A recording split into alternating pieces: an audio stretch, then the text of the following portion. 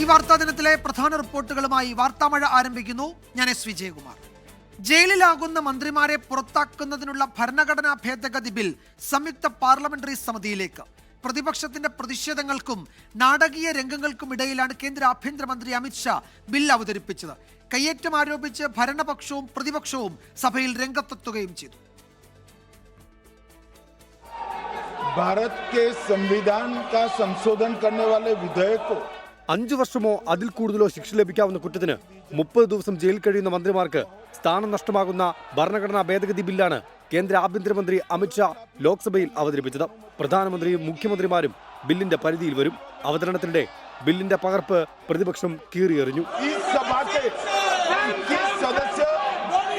Bill ജനാധിപത്യ വിരുദ്ധവും പ്രതിപക്ഷം ഭരിക്കുന്ന സംസ്ഥാനങ്ങളെ ലക്ഷ്യം വെക്കുന്നതാണെന്നും പ്രതിപക്ഷം കുറ്റപ്പെടുത്തി.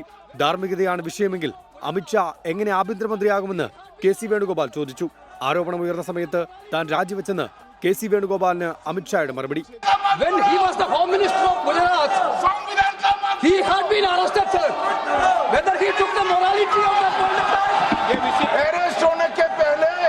मैंने नैतिकता के मूल्यों का हवाला देकर इस्तीफा भी दिया और जब तक मैं कोर्ट से निर्देश नहीं हुआ कोई संविधान को मैंने स्वीकार नहीं किया. സഭയുടെ നടുത്തരത്തിലിറങ്ങിയ ഭരണ പ്രതിപക്ഷാംഗങ്ങൾ തമ്മിലെ തർക്കം കയ്യാങ്കളിയുടെ വക്കോളമെത്തി. 31 അംഗ സംയുക്ത പാർലമെന്ററി സമിതി ബിൽ പരിഗണിക്കും. 24 ഡൽഹി. ഔദ്യോഗിക വസതിയിലെ ജനസമ്പർക്ക പരിപാടിക്കിടെ ഡൽഹി മുഖ്യമന്ത്രി രേഖ ഗുപ്തയ്ക്ക് നേരെ ആക്രമണം. പരാതി നൽകാനെന്ന വ്യാജേനെത്തിയ ഗുജറാത്ത് സ്വദേശി രാജേഷ് ഖിങ്ജിയാണ് ആക്രമണം നടത്തിയത്. അക്രമിയെ പോലീസ് പിന്നീട് പിടികൂടി. ഇയാൾക്കെതിരെ വധശ്രമത്തിന് കേസെടുത്തു. രാവിലെ 7 മണിക്കും 9 മണിക്കും ഇടയിലാണ് മുഖ്യമന്ത്രിയുടെ ജനസമ്പർക്ക പരിപാടി. വീടിനുള്ളിൽ കയറി ഇയാൾ മുഖ്യമന്ത്രിയുടെ അടുത്തെത്തിയതും കൈകൊണ്ട് തലക്കടിക്കുകയായിരുന്നു. പിടിവലിക്കിടയിൽ രേഖ ഗുപ്ത നിലത്ത് വീണു. देखा हमने कि चिल्लाने की आवाज़ आई तो देखा तो वो अटैक करने वाला था, उन पे अटैक कर दिया उसने. और मतलब जब वो हाथापाई उसने करी, बाल वाल खींचे उनके साथ, तब तक उनकी सिक्योरिटी भी वहीं थी, उन्होंने पकड़ लिया उसको. नहीं, कुछ वेपन कुछ नहीं था. हाँ, हाथ से ही उसने मारा उनको. 41-കാരനായ രാജേഷ് കിംജി ഗുജറാത്തിലെ രാജ്കോട്ട് സ്വദേശിയാണ്. ഇയാൾക്ക് തെരുവ് നായ്ക്കളോട് അടങ്ങാത്ത സ്നേഹമാണെന്നും അടുത്തിടെ ഡൽഹിയിലെ തെരുവ് നായ്ക്കളെ കൂട്ടിലടയ്ക്കാൻ സുപ്രീം കോടതി ഉത്തരവിട്ടത് രാജേഷിനെ വേദനിപ്പിച്ചിരുന്നെന്നും മാതാവ് പോലീസിനോട് പറഞ്ഞു. ആക്രമണത്തിന് മുമ്പ് പ്രതി മുഖ്യമന്ത്രിയുടെ വസതിക്ക് സമീപം കറങ്ങുന്നതിന്റെ CCTV ദൃശ്യങ്ങൾ പുറത്തുവന്നു.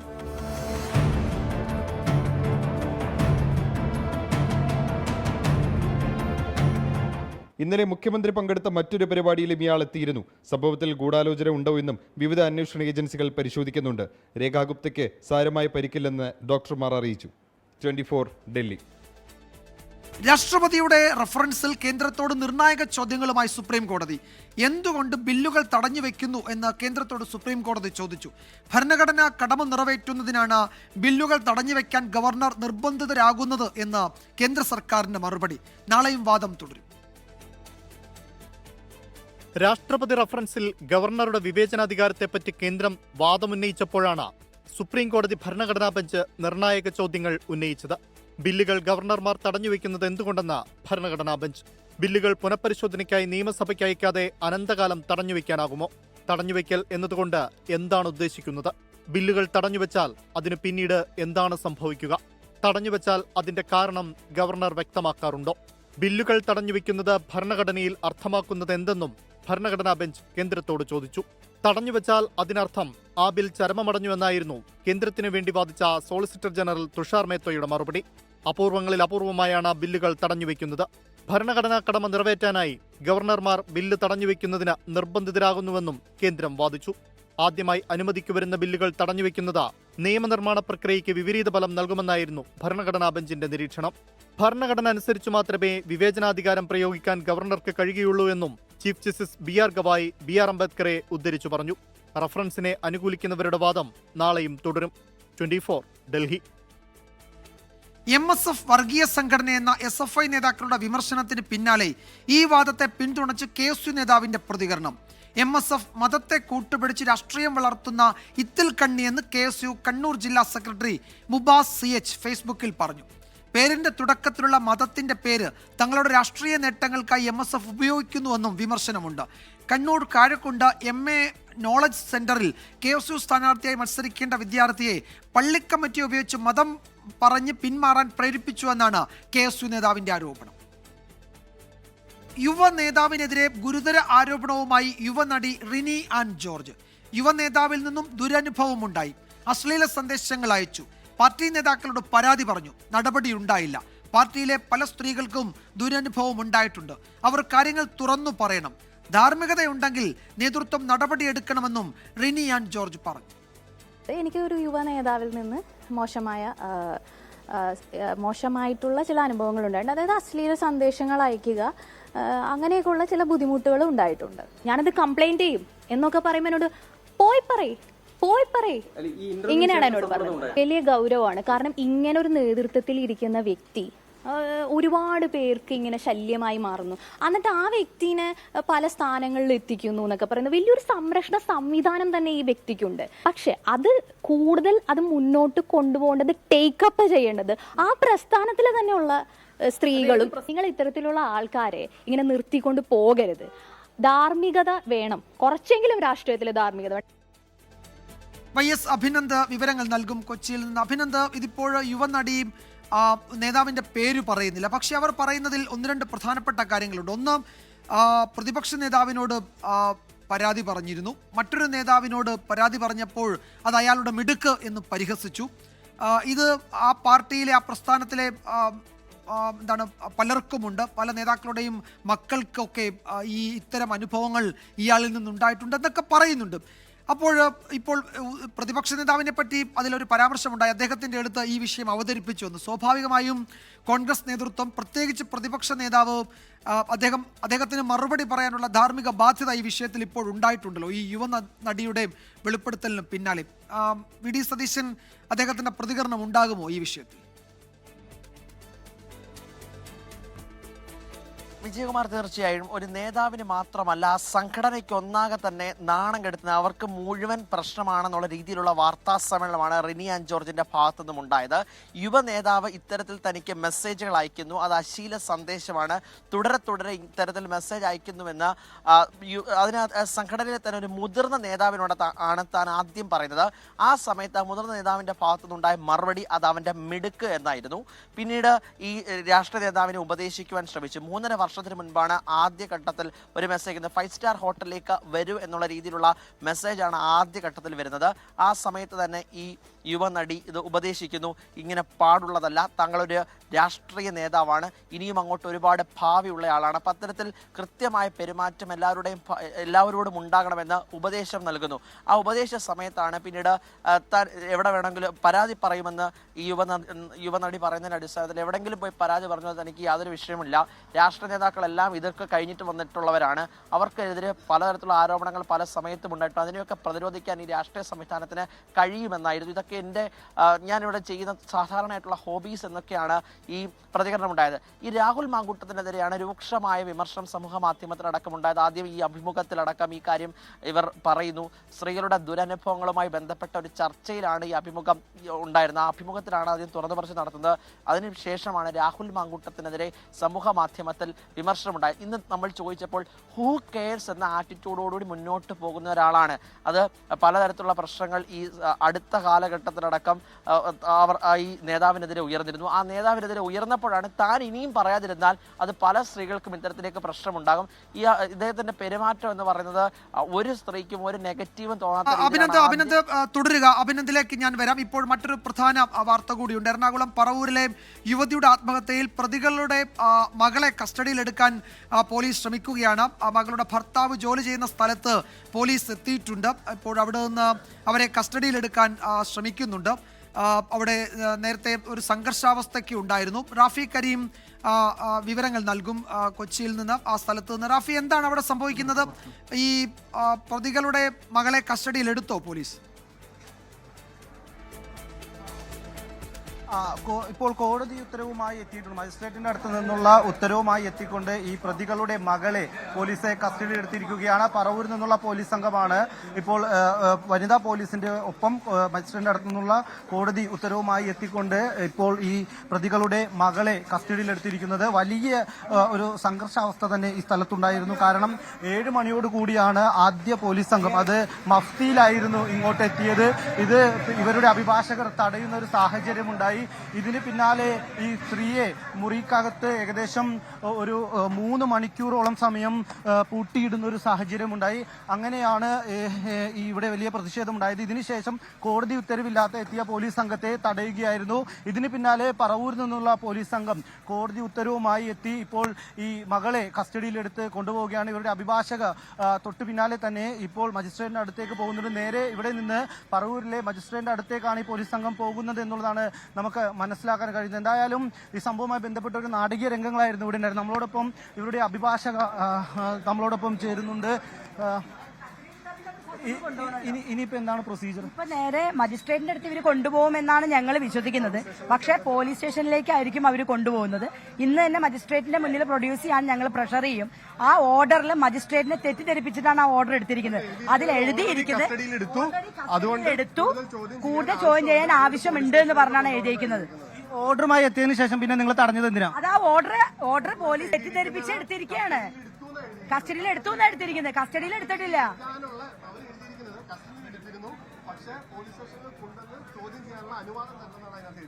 ഈ മകളെ കൊണ്ടുപോയിരിക്കുന്നത് ഇവരുടെ സമ്മതത്തോടെയാണോ അതോ ബലം പ്രയോഗിച്ചാണോ? ബലം പ്രയോഗിച്ചാണ് കൊണ്ടുപോയിരിക്കുന്നത്. ബലം പ്രയോഗിച്ച് ഞങ്ങളെ തള്ളി മാറ്റിയിട്ടാണ് കൊണ്ടുപോയിരിക്കുന്നത്. ആ ഓർഡർ ഏതൊരു ജഡ്ജിനും ഇന്റർപ്രറ്റ് ചെയ്യാൻ പറ്റും. ആ മജിസ്ട്രേറ്റിനെ തെറ്റിദ്ധരിപ്പിച്ചെടുത്തിരിക്കുന്ന ഓർഡർ അത്. അതായത് പ്രതിയെ കസ്റ്റഡിയിലെടുത്ത പ്രതിയെ പോലീസാണ് കസ്റ്റോഡിയൻ. അപ്പൊ പോലീസിന് കൊണ്ടുപോകണം. ഈ പ്രതിയെ കസ്റ്റഡിയിൽ എടുത്തിട്ടില്ല. ഇത്ര നേരമായിട്ട് അവിടെ പൂട്ടിയിട്ടേക്കുമായിരുന്നു. ആ പ്രതിനെ ഒരു അറസ്റ്റ് മെമ്മോ കാണിച്ചിട്ടില്ല. ഒന്ന് ഞങ്ങളുടെ കയ്യിലായിരുന്നു, താക്കോല് ഞങ്ങളുടെ കയ്യിലായിരുന്നു.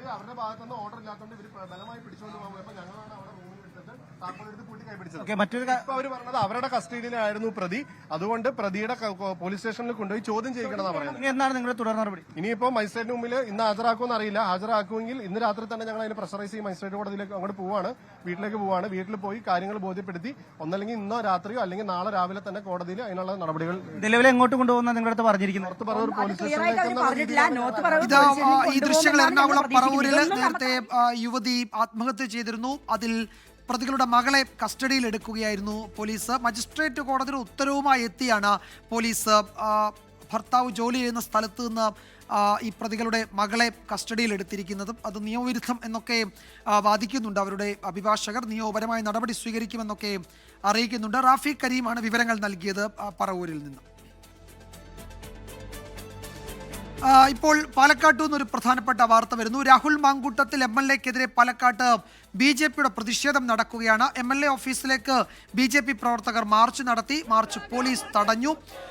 ശ്രീജിത്ത് ശ്രീകുമാരൻ പാലക്കാട്ടു നിന്ന് വിവരങ്ങൾ നൽകും. ശ്രീജിത്ത്, ഇപ്പോൾ ഈ യുവനടിയുടെ വെളിപ്പെടുത്തലിന്റെ പശ്ചാത്തലത്തിൽ സമൂഹ മാധ്യമങ്ങളിലൊക്കെ രാഹുൽ മാങ്കൂട്ടത്തിനെതിരെ വലിയ വിമർശനങ്ങളും ഒക്കെ ഉയരുന്നുണ്ട്. അതിന്റെ പശ്ചാത്തലത്തിലാണോ BJP പ്രവർത്തകരുടെ ഈ MLA ഓഫീസിലേക്കുള്ള മാർച്ച്? തീർച്ചയായും വിജയകുമാർ, അതുതന്നെയാണ് BJP പ്രവർത്തകർ പറഞ്ഞുകൊണ്ടിരിക്കുന്നത്. അതായത് ഈ സമൂഹ മാധ്യമങ്ങളിൽ കൃത്യമായ രീതിയിൽ രാഹുൽ മാങ്കൂട്ടത്തിൽ എന്ന പേര് അവർ കൃത്യമായി തന്നെ പറയുന്നുണ്ട്. അത് BJP പ്രവർത്തകരായിക്കോട്ടെ CPM ഹാൻഡിലുകളായിക്കോട്ടെ കൃത്യമായി തന്നെ പറയുന്നുണ്ട്. ഇന്ന് പല പേരുകളും നേരിട്ട് അവരോട് ചോദിച്ചിരുന്നു. അപ്പോഴും രാഹുൽ മാങ്കൂട്ടത്തിൽ എന്ന പേര് നിഷേധിക്കാൻ ആ യുവനടി തയ്യാറായിട്ടില്ല എന്നാണ് പറയുന്നത്. അതിന്റെ അടിസ്ഥാനത്തിൽ തന്നെയാണ് BJP-യുടെ നേതൃത്വത്തിൽ ഒരു മാർച്ച് രാഹുൽ മാങ്കൂട്ടത്തിന്റെ ഓഫീസിലേക്ക് നടത്തിയത്. എന്തായാലും രാഹുൽ മാങ്കൂട്ടത്തിൽ എന്ന പേര് ആദ്യമായാണ് ഈ പൊതുസമൂഹത്തിനിടയിൽ ഇത്തരത്തിൽ വരുന്നത്. എന്തായാലും BJP-യുടെ മാർച്ച് പോലീസ് തടഞ്ഞിട്ടുണ്ട്. മറ്റ് ക്രമസമാധാന പ്രശ്നങ്ങളൊന്നുമില്ല എന്നാണ് ഈ ഒരു ഘട്ടത്തിൽ മനസ്സിലാക്കുന്നത്. വിജയകുമാർ, പ്രധാനപ്പെട്ട നേതാക്കളൊക്കെ ഉൾപ്പെട്ട ഒരു മാർച്ചാണോ ശ്രീജിത്ത്? ഇതിപ്പോൾ അടുത്ത ദിവസങ്ങളിൽ ഈ വിഷയത്തിലൊക്കെ വലിയ പ്രതിഷേധം അവിടെ ഉണ്ടാകാൻ സാധ്യതയുണ്ട്. തന്നെയുമല്ല, ഇപ്പോൾ പ്രതിപക്ഷ നേതാവൊക്കെ ധാർമ്മികമായെങ്കിലും മറുപടി പറയാൻ ബാധ്യസ്ഥരാകുന്ന തരത്തിലാണ് ആ യുവനടിയുടെ പ്രതികരണം ഉണ്ടായത്. പ്രതിപക്ഷ നേതാവിൻ്റെ അടുത്ത് ഈ നേതാവിനെ പറ്റി പരാതി പറഞ്ഞിരുന്നു. മറ്റൊരു നേതാവിനോട് പറഞ്ഞപ്പോൾ അത് അയാളുടെ മിടുക്കെന്ന് പറഞ്ഞ് പരിഹസിച്ചു. ഇതിൽ നേതൃത്വം ഇടപെടുന്നില്ല, ഇനിയെങ്കിലും അതിൽ ഇടപെടണമെന്നൊക്കെ ആ യുവനടിയുടെ വെളിപ്പെടുത്തലിൽ ഉണ്ട്, നേതാവിന്റെ പേര് പറയുന്നില്ലെങ്കിലും. അപ്പോൾ കോൺഗ്രസ് നേതൃത്വത്തോടാണ് ചില ചോദ്യങ്ങൾ അവർ ഉന്നയിക്കുന്നത്. അപ്പോൾ വരും ദിവസങ്ങളിൽ പാലക്കാട് ഒരുപക്ഷെ കൂടുതൽ പ്രതിഷേധത്തിനൊക്കെ സാധ്യതയുണ്ട് അല്ലെ? അതിന്റെ സൂചനയാവും, അതിന്റെ തുടക്കമാകാം ഇത് അല്ലേ? അതെ വിജയകുമാർ, കാരണം ഇപ്പോൾ ഈ ഒരു ഘട്ടത്തിൽ CPIM നേതാക്കൾ പ്രതികരണത്തിന് ഒരു തയ്യാറായിട്ടില്ല. നാളെ രാവിലെ 8 മണിയോടുകൂടി CPIMന്റെ ജില്ലാ സെക്രട്ടറി EN സുരേഷ് ബാബു മാധ്യമങ്ങളെ കാണുമെന്ന് അറിയിച്ചിട്ടുണ്ട്. ഇത് കൂടാതെയാണ് ഇത്തരത്തിൽ നേരത്തെ വിജയകുമാർ സൂചിപ്പിച്ച പോലെ തന്നെ ഒരു പ്രതിപക്ഷ നേതാവിനോട് പരാതി പറഞ്ഞു എന്ന് പറഞ്ഞതുപോലെ തന്നെ മറ്റു നേതാക്കളോടും പറഞ്ഞിട്ടുണ്ട് എന്ന് ആ യുവനടി വ്യക്തമാക്കുന്നുണ്ട്. അതിന്റെ അടിസ്ഥാനത്തിൽ തന്നെയാണ് ഇതൊരു കോൺഗ്രസ് നേതാവാണ്, അതായത് പ്രതിപക്ഷ നേതാവിനോട് പരാതി പറഞ്ഞു എന്ന തരത്തിൽ ഒരു പ്രതികരണം നടത്തിയപ്പോൾ ഇതൊരു കോൺഗ്രസ് നേതാവ് ആണ് എന്ന് തന്നെയാണ് ഉറപ്പിക്കുന്നത്. രാഹുൽ മാങ്കൂട്ടത്തിന്റെ പേര് വീണ്ടും എടുത്തു ചോദിച്ചപ്പോൾ അത് നിഷേധിക്കാനോ അല്ലെങ്കിൽ ഉൾക്കൊള്ളാനോ അവർ തയ്യാറായിട്ടുണ്ടായിരുന്നില്ല. നാളെ എന്തായാലും കടുത്ത രീതിയിലുള്ള പ്രതിഷേധത്തിന് പാലക്കാട് ഉണ്ടാകും. അത്തരത്തിൽ ഒരു പ്രതിഷേധം ഉണ്ടാകും എന്ന് തന്നെയാണ് നമ്മൾ പ്രതീക്ഷിക്കുന്നത്. യെസ്, ശ്രീജിത്ത് ശ്രീകുമാരനാണ് വിവരങ്ങൾ നൽകിയത് പാലക്കാട്ട്. ബലാത്സംഗ കേസിൽ റാപ്പർ വേടന്റെ അറസ്റ്റ് തിങ്കളാഴ്ച വരെ തടഞ്ഞ് ഹൈക്കോടതി. വിവാഹ വാഗ്ദാനം നൽകി എന്നത് മാത്രം ക്രിമിനൽ കുറ്റത്തിന് കാരണമായി കണക്കാക്കാൻ ആകില്ല എന്ന് ഹൈക്കോടതി നിരീക്ഷിച്ചു. അതേസമയം വേടനെ സംരക്ഷിക്കുകയാണ് എന്ന ആരോപണം പോലീസ് തള്ളി. വേടന് ജാമ്യം നൽകാതിരിക്കാൻ മതിയായ കാരണങ്ങളുണ്ടെങ്കിൽ വ്യക്തമാക്കാൻ കോടതി പരാതിക്കാരിയോട് ആവശ്യപ്പെട്ടു. വേടനെതിരെ നിരവധി പെൺകുട്ടികൾ ആരോപണങ്ങൾ ഉന്നയിച്ചിട്ടുണ്ടെന്നും ജാമ്യം നൽകിയാൽ സമൂഹത്തിന് തെറ്റായ സന്ദേശം നൽകുമെന്നും പരാതിക്കാരി പറഞ്ഞു. മറ്റു കേസുകൾ മുന്നിലില്ലെന്ന് കോടതിയുടെ മറുപടി. പോലീസ് വേടനെ സംരക്ഷിക്കുന്നുവെന്ന ആരോപണം Kochi city police commissioner Putta വിമലാദിത്യയും തള്ളി. വേടൻ ഇപ്പോൾ എബ്സ്കോണ്ടിംഗ് ആണ്. അപ്പോൾ അവർ ആൻറ്റിസിപ്പേറ്ററി ബെയിൽ മൂവ് ചെയ്തിട്ടുണ്ട് കുറേ ദിവസം മുമ്പ്. അത് കോടതിയുടെ പണികളിലാണ്. അപ്പോൾ കോടതിയുടെ നിർദ്ദേശങ്ങൾ മറ്റ് അതിൻ്റെ അനുസരിച്ചായിരിക്കും നമ്മൾ അടുത്ത് ചെയ്യാൻ പോകുന്ന പരിപാടികൾ. കൂടുതൽ തെളിവുകൾ ഹാജരാക്കാൻ ബുധനാഴ്ച വരെ സമയം വേണമെന്ന പരാതിക്കാരി ആവശ്യപ്പെട്ടു. വേടനെതിരെ മുഖ്യമന്ത്രിക്ക് ലഭിച്ച പരാതികൾ ഇതുവരെ പോലീസിന് കൈമാറിയിട്ടില്ല. വിഷ്ണു സുരേഷ്, 24 കൊച്ചി. കോഴിക്കോട്ട് യൂത്ത് കോൺഗ്രസ് സംഘടിപ്പിച്ച യുവജന സമ്പർക്ക യാത്രയിൽ നിന്ന് ചാണ്ടി ഉമ്മൻ വിട്ടുനിന്നതിൽ വിവാദം. വിട്ടുനിന്നെങ്കിൽ അത് തെറ്റാണെന്ന് DCC പ്രസിഡന്റ് K പ്രവീൺകുമാറും പരിപാടിക്ക് മണ്ഡലം പ്രസിഡന്റ് തന്നെ ക്ഷണിച്ചിരുന്നില്ല എന്ന് ചാണ്ടി ഉമ്മനും പ്രതികരിച്ചു. കോൺഗ്രസിലെ ഗ്രൂപ്പ് തർക്കമാണ് പിന്നിലെന്ന പ്രചാരണം ശക്തമായതോടെ കമ്മ്യൂണിക്കേഷൻ ഗ്യാപ്പ് എന്ന വിശദീകരണവുമായി പിന്നീട് നേതാക്കൾ തന്നെ രംഗത്തെത്തി. കോഴിക്കോട് കോർപ്പറേഷനിൽ LDF ഭരണസമിതിക്കെതിരെ യൂത്ത് കോൺഗ്രസ് സംഘടിപ്പിച്ച പരിപാടിയിൽ നിന്നാണ് ചാണ്ടി ഉമ്മൻ വിട്ടുനിന്നത്. കോഴിക്കോട് ഉണ്ടായിട്ടും പരിപാടിയിൽ പങ്കെടുക്കാത്തതിൽ DCC നേതൃത്വം അതൃപ്തി തുറന്നു പറഞ്ഞു. താൻ പരിപാടി ഏറ്റിരുന്നില്ലെന്ന മറുപടിയുമായി ചാണ്ടി ഉമ്മനോട് പങ്കെടുക്കാൻ വേണ്ടി DCC ആവശ്യപ്പെട്ടതാണ്. അതെന്താണ് പങ്കെടുത്ത് ഞാൻ അന്വേഷിക്കുന്നത്. അത് ചാണ്ടി ഉമ്മൻ ബോധപൂർവ്വമാണ് ഞാൻ കരുതുന്നില്ല. ബോധപൂർവമാണെങ്കിൽ ആ നടപടി തെറ്റാണ്. ഈ പ്രസിഡന്റിനെ വിളിച്ചിട്ടുമില്ല, ഈ പരിപാടിക്ക് തന്നെ പ്രസിഡന്റ് വിളിച്ചിട്ടുമില്ല, ഈ മണ്ഡലം പ്രസിഡന്റ്. മുൻകൂട്ടി ക്ഷണിച്ചിരുന്നില്ലെന്ന ചാണ്ടി ഉമ്മന്റെ വാദം സൗത്ത് നിയോജക മണ്ഡലം പ്രസിഡന്റ് PP റമീസ് തള്ളി. വിവാദം കനത്തതോടെ ചാണ്ടി ഉമ്മൻ DCC ഓഫീസിൽ നേരിട്ടെത്തി.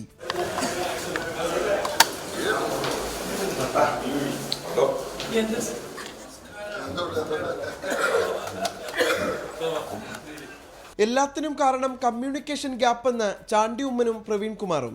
അയാൾ വളരെ ലേറ്റ് ആയിട്ടാണ് ഇതിൽ എത്തിയത്. അതുകൊണ്ട് പങ്കെടുക്കാൻ പറ്റാത്തൊരു സാഹചര്യം ഉണ്ടായി. അതിൽ നോ കൺഫ്യൂഷൻ. ആ പരിപാടിയിൽ അടുത്ത ദിവസം പങ്കെടുക്കുകയും ചെയ്യും. എൻ്റെ അടുത്ത് എന്തായാലും മണ്ഡലം പ്രസിഡന്റ് ഇത് പറഞ്ഞിട്ടില്ല. നമ്മൾ ഇതിനെക്കുറിച്ച് ഒരു തർക്കത്തിനില്ല, ഞങ്ങൾ ഒരു പ്രശ്നമില്ലാന്ന് പറഞ്ഞു. ഒരു ആവശ്യമില്ലാത്ത വിവാദം നിങ്ങൾ ഉണ്ടാക്കുകയല്ലേ. T സിദ്ദിഖ്, ഷാഫി പറമ്പിൽ വിഭാഗങ്ങൾ തമ്മിലുള്ള തർക്കത്തിന്റെ ഭാഗമാണ് ചാണ്ടി ഉമ്മന്റെ വിട്ടുനിൽക്കലെന്നാണ് സൂചന. 24 കോഴിക്കോട്. ഉപരാഷ്ട്രപതി തെരഞ്ഞെടുപ്പിന് NDA സ്ഥാനാർത്ഥി CP രാധാകൃഷ്ണൻ നാമനിർദ്ദേശ പത്രിക സമർപ്പിച്ചു.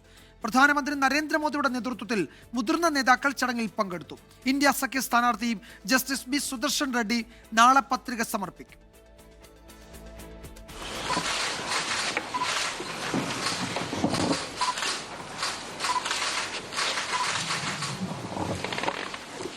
NDA സ്ഥാനാർത്ഥി CP രാധാകൃഷ്ണന്റെ നാമനിർദ്ദേശ പത്രികാ സമർപ്പണത്തിൽ പ്രധാനമന്ത്രി നരേന്ദ്രമോദി, ആഭ്യന്തരമന്ത്രി അമിത്ഷാ ഉൾപ്പെടെ NDAയുടെ 160ഓളം പാർലമെന്റ് അംഗങ്ങൾ പങ്കെടുത്തു. വരണാധികാരി, രാജ്യസഭാ സെക്രട്ടറി ജനറൽ PC മോദിക്ക് മുന്നിലാണ് നാമനിർദ്ദേശ പത്രിക നൽകിയത്. ആദ്യ സെറ്റ് നാമനിർദ്ദേശ പത്രികയിൽ പ്രധാനമന്ത്രി നരേന്ദ്രമോദിയാണ് മുഖ്യ നിർദ്ദേശകനായി ഒപ്പുവച്ചിരിക്കുന്നത്. ഉപരാഷ്ട്രപതി തെരഞ്ഞെടുപ്പുമായി ബന്ധപ്പെട്ട വിഷയങ്ങൾ ചർച്ച ചെയ്യാനായി ഇന്ത്യ സഖ്യം യോഗം ചേർന്നു. ഇന്ത്യ സഖ്യത്തിന്റെ ഉപരാഷ്ട്രപതി സ്ഥാനാർത്ഥി ജസ്റ്റിസ് B സുദർശൻ റെഡ്ഡി നാളെ നാമനിർദ്ദേശ പത്രിക സമർപ്പിക്കും. സഖ്യത്തിന് പുറത്തുള്ള വോട്ടുകൾ കൂടി ലക്ഷ്യം വെച്ചാണ് ആന്ധ്രയിൽ നിന്നുള്ള ബി സുദർശൻ റെഡ്ഡിയെ ഇന്ത്യ സഖ്യം സ്ഥാനാർത്ഥിയാക്കിയത്.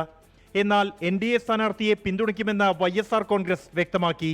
BRS ഇതുവരെ നിലപാട് പ്രഖ്യാപിച്ചിട്ടില്ല. 24 ഡൽഹി. ഓൺലൈൻ ചൂതാട്ട നിയന്ത്രണ ബിൽ ലോക്സഭ പാസാക്കി. ചില ഓൺലൈൻ ഗെയിമുകളുടെ പണം തീവ്രവാദ ഫണ്ടിങ്ങിനും കള്ളപ്പണം വെളുപ്പിക്കലിനും ഉപയോഗിക്കുന്നുണ്ട് എന്നും സാമൂഹ്യ നന്മയ്ക്ക് വേണ്ടിയാണ് ബില്ല് കൊണ്ടുവന്നതെന്നും മന്ത്രി അശ്വിനി വൈഷ്ണവ് പറഞ്ഞു. പ്രതിപക്ഷ ബഹളത്തിനിടെ ചർച്ചയില്ലാതെ ശബ്ദ വോട്ടോടെയാണ് ബില്ല് പാസാക്കിയത്. ഇന്ത്യയിലെ ഓൺലൈൻ ഗെയിമിംഗ് കമ്പനികളെ നിയന്ത്രിക്കുന്നതാണ് online gaming promotion and regulation bill 2025. സഭയിൽ ബില്ല് അവതരിപ്പിച്ച് നിമിഷങ്ങൾക്കിടെ തന്നെ ശബ്ദ വോട്ടോടെ ബില്ല് പാസായി. विधेयक पर डिबेट नहीं करना चाहते बने जो सदस्य के पक्ष में हाँ गए जो सदस्य विरोध में ना गए मेरे विचार में निर्णय हाँ वालों के पक्ष ചർച്ചയ്ക്ക് തയ്യാറെന്ന് സർക്കാർ അറിയിച്ചെങ്കിലും പ്രതിപക്ഷം പ്രതിഷേധം തുടർന്നതോടെ ചർച്ചയില്ലാതെ ബില്ല് പാസാക്കുകയായിരുന്നു. ഇ സ്പോർട്സ്, വിദ്യാഭ്യാസ ഗെയിമുകൾ, സോഷ്യൽ ഗെയിമിംഗ് എന്നിവയുൾപ്പെടെയുള്ള ഓൺലൈൻ ഗെയിമിംഗ് മേഖലയെ പ്രോത്സാഹിപ്പിക്കുന്നതിനും നിയന്ത്രിക്കാനുമാണ് ബില്ല്. ഗെയിമിംഗ് പ്ലാറ്റ്ഫോമുകൾക്കും അവയുടെ സെലിബ്രിറ്റി പ്രൊമോട്ടേഴ്സിനും നിരോധനങ്ങളും കഠിനമായ ശിക്ഷകളും ബില്ലിൽ നിർദ്ദേശിക്കുന്നുണ്ട്. 24 ഡൽഹി. അഭിനേതാക്കളുടെ സംഘടനയായ അമ്മയിലെ മെമ്മറി കാർഡ് വിവാദത്തിൽ അന്വേഷണ കമ്മീഷനെ നിയമിക്കുമെന്ന് പ്രസിഡന്റ് ശ്വേത മേനോൻ. ആദ്യ എക്സിക്യൂട്ടീവ് യോഗത്തിൽ അംഗങ്ങൾക്കിടയിലെ പരാതികൾ ചർച്ചയിൽ വന്നു. പരാതികൾ പരിഹരിക്കാൻ സബ് കമ്മിറ്റികൾ രൂപീകരിക്കുമെന്നും ശ്വേത മേനോൻ പറഞ്ഞു. ആരൊക്കെയാണ് എൻക്വയറി കമ്മിറ്റിയിൽ വരിക, പക്ഷെ അത് പരിഗണിക്കും. അത് നമ്മൾ 100% എടുക്കും. നമ്മുടെ മെമ്പേഴ്സ് അല്ലേ ഉന്നയിച്ചത്, അപ്പോൾ നമ്മൾ അവർക്ക് വേണ്ടി എന്തായാലും അത് ചെയ്യണം. അത് ഐ തിങ്ക് അതാണല്ലോ നമ്മുടെ ഡ്യൂട്ടി. പക്ഷേ ഇത് എൻക്വയറി കമ്മിറ്റി നമ്മൾ ഉണ്ടാക്കണം. ആരൊക്കെയാണ് അതിൽ മെമ്പേഴ്സ് വേണ്ടത്, അത് അടുത്ത ഇതിലുണ്ടാവും. അതിൽ ഒരു ടൈം ലിമിറ്റ് കൊടുക്കും. അത് എന്താ പറയുക, ആ ടൈം ലിമിറ്റിൽ ഇതിൻ്റെ എന്താണ് കറക്റ്റായിട്ട് അവർ പറയും, ഏത് എൻക്വയറി ടീം. കേര പദ്ധതിക്ക് ലോകബാങ്ക് നൽകിയ വായ്പ വകമാറ്റി ചെലവഴിച്ചെന്ന വാർത്തയിൽ അന്വേഷണം പ്രഖ്യാപിച്ച വിഷയത്തിൽ മാധ്യമങ്ങളെ വിമർശിച്ച് മുഖ്യമന്ത്രി പിണറായി വിജയൻ. സർക്കാരിൽ രഹസ്യമായിരിക്കേണ്ട ഒരു രേഖ ചോർന്നു. അതെങ്ങനെ ചോർന്നുവെന്ന് ഏതെങ്കിലും മാധ്യമപ്രവർത്തകനെയോ സ്ഥാപനത്തെയോ വിളിച്ചു ചോദിച്ചിട്ടുണ്ടോ? സർക്കാരിന് എങ്ങനെ ചോർന്നുവെന്ന് അന്വേഷിക്കാൻ ബാധ്യതയില്ലേ എന്നും മുഖ്യമന്ത്രി ചോദിച്ചു. സർക്കാർ തലത്തിൽ രഹസ്യമായിരിക്കേണ്ട ഒരു രേഖ അത് പരസ്യമായി വരുന്നു. എങ്ങനെ ഇത് ചോർന്നോ? ഏതെങ്കിലും മാധ്യമപ്രവർത്തകനെ വിളിച്ച് ചോദിച്ചോ? ഏതെങ്കിലും മാധ്യമപ്രവർത്തകനെ വിളിക്കാൻ വേണ്ടി ചുമതലപ്പെടുത്തിയോ? ഏതെങ്കിലും മാധ്യമത്തോട് അതിനെക്കുറിച്ച് അന്വേഷിച്ചോ? സർക്കാർ തലത്തിൽ അതിനെക്കുറിച്ച് അന്വേഷിക്കണ്ടേ? എങ്ങനെ ചോർന്നോ എന്നത് മനസ്സിലാക്കേണ്ട ബാധ്യത സർക്കാരിന്റെ. ജോളി LLB 3 എന്ന സിനിമയുടെ ടീസറിനെ ചൊല്ലി പരാതി. സിനിമയിലൂടെ ജുഡീഷ്യറി അപമാനിച്ചു എന്നാണ് പരാതി. നടന്മാരായ അക്ഷയ് കുമാറിനും അർഷാദ് വാർസിക്കും പൂനെയിലെ കോടതി നോട്ടീസ് അയച്ചു. ഒരു അഭിഭാഷകനാണ് കോടതിയെ ഈ വിഷയത്തിൽ സമീപിച്ചത്. സാരി ഫാഷനുകളുടെ എക്കാലത്തെയും മികച്ച ബ്രാൻഡായ ഷീമ ടീപ് ജെൻസി സ്റ്റൈലുകളെ മുൻനിർത്തി ദ ഗ്രേറ്റ് ഇന്ത്യൻ സാരി എന്ന പേരിൽ പുതിയ ഫാഷൻ സാരി ബ്രാൻഡ് അവതരിപ്പിച്ചു. കൊച്ചിയിലെ ഫ്ലാഗ്ഷിപ്പ് ഷീമ ടീ ഷോറൂമിൽ 38,000 സ്ക്വയർ ഫീറ്റിൽ ദി ഗ്രേറ്റ് ഇന്ത്യൻ സാരിയുടെ വലിയ ശേഖരമാണ് ഒരുക്കിയത്. കോട്ടയത്തും 20,000 സ്ക്വയർ ഫീറ്റിൽ ഗ്രേറ്റ് ഇന്ത്യൻ സാരിയുടെ പുതിയ ശേഖരം സജ്ജമാകും. തിരൂർ, പാല, കോഴിക്കോട് എന്നിവിടങ്ങളിലെ യങ് ഷോറൂമുകളിലും പാലായിലെ ഷീമ ടീ സ്റ്റൈലിഷ് ഷോറൂമിലും കോഴിക്കോട് ക്രാഫ്റ്റഡ് ഷോറൂമിലും എക്സ്ക്ലൂസീവ് സാരി ബ്രാൻഡ് ലഭ്യമാകും. 275 രൂപ തൊട്ട് ഉള്ള ധാരാളം വെറൈറ്റീസ് ഓഫ് കോട്ടൺ ഉണ്ട്. ഖാദി കോട്ടൺ, മൽ cotton, Noel silk, Noel cotton, പിന്നെ വിദർഭ ബോർഡേഴ്സ്, പാട്ടൂർ കോട്ടൺ ഇത്യാദി ധാരാളം കോട്ടൺ ഇനങ്ങൾ നിങ്ങൾക്കായി ഇവിടെയുണ്ട്. ആൻഡ് ടു പോക്കറ്റ് ഫ്രണ്ട്ലി ആണ്. നിങ്ങളുടെ ബഡ്ജറ്റിൽ നിങ്ങൾക്ക് ഈസിയായി ലഭിക്കും. നിങ്ങൾക്ക് പിക്ക് ചെയ്യാവുന്ന രീതിയിൽ നല്ലപോലെ ഡിസ്പ്ലേ ചെയ്തിട്ടുണ്ട്. നോക്കാം കാലാവസ്ഥ റിപ്പോർട്ട്.